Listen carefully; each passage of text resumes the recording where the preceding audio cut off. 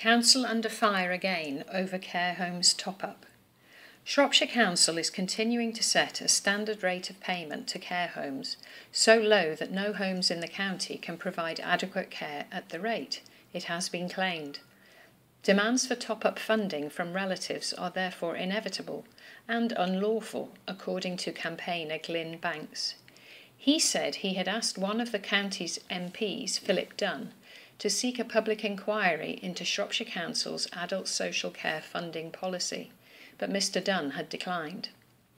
Mr Banks accuses Shropshire Council's head of adult services, Stephen Chandler, of telling Mr Dunn that all care homes in Shropshire can provide care at council rates.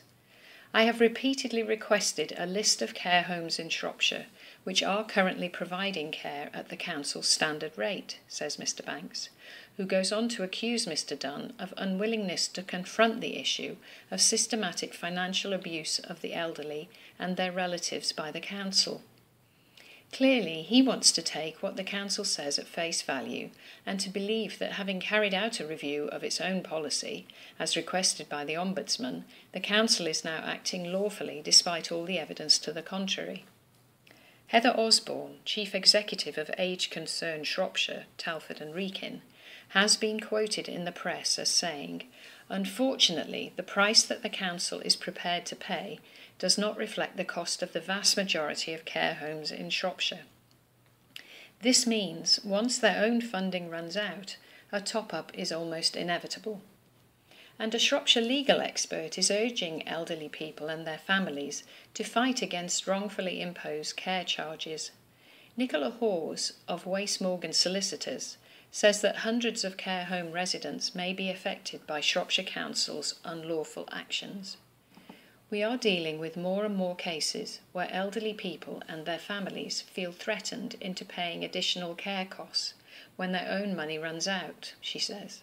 In many of these cases, the council is not within its rights to ask for top-up fees, and sadly, a considerable number of older vulnerable residents and their families do not realise this. Ms Hawes highlighted the story of Hilda Wadhams, 94, who has been living at a residential home in Ludlow for about 4 years. Her son, René Legrand, approached Wace Morgan when Shropshire Council demanded top-up fees of around £100 a week, after his mother's own funds ran out. The council threatened to move her to a cheaper dementia unit, miles away, even though she does not have dementia.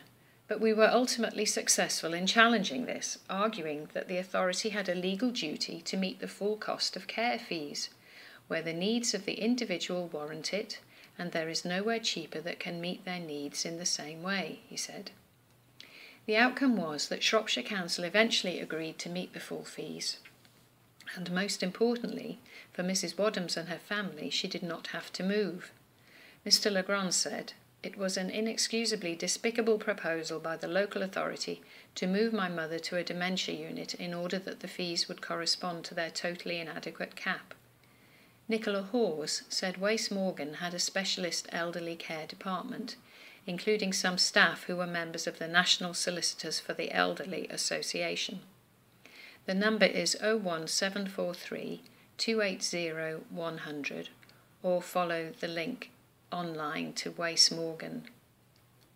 Glyn Banks got involved when his mother was living in a care home.